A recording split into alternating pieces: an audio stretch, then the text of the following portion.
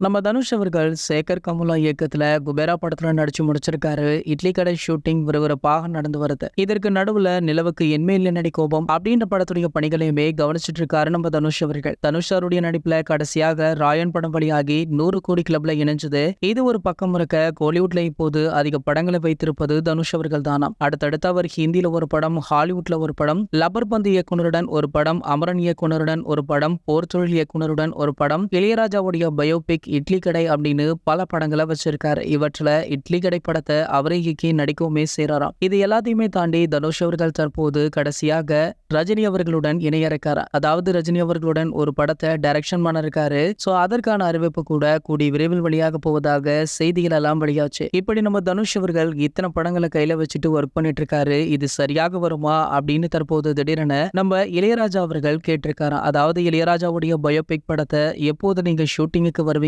அப்படின்னு இளையராஜா தொடர்ந்து நம்ம தனுஷ் அவர்களிடம் கேட்டுக்கொண்டே இருக்காரு. காரணம் என்ன அப்படின்னு பாத்தீங்கன்னா, அந்த படத்துடைய படப்பிடிப்பு தற்போது ஆரம்பமாகிடுச்சு. சோ இதற்கிடையில தனுஷ் அவர்களுக்கும் இளையராஜாவுக்கும் இடையே ஒரு சில பிரச்சனைகள் எல்லாம் போச்சு. தற்போது தனுஷ் அவர்கள் ரஜினியுடன் இணைந்தது தெரிந்த இளையராஜா அவர்கள் இந்த படத்தை டிராப் செய்யும்படி பேசிட்டு இருக்காங்களாம். சோ கூடி விரைவிலேயே இதற்கான முறையான அறிவிப்பு வெளியாகும் அப்படின்னுமே சொல்லப்படுது. இது போன்ற சினிமா செய்திகளை பத்தி நீங்க உடனே தெரிஞ்சுக்க நம்மளுடைய ட்ரெண்ட் செட்டர் அப்படின்ற நம்ம சேனலை சப்ஸ்கிரைப் பண்ணிக்கோங்க.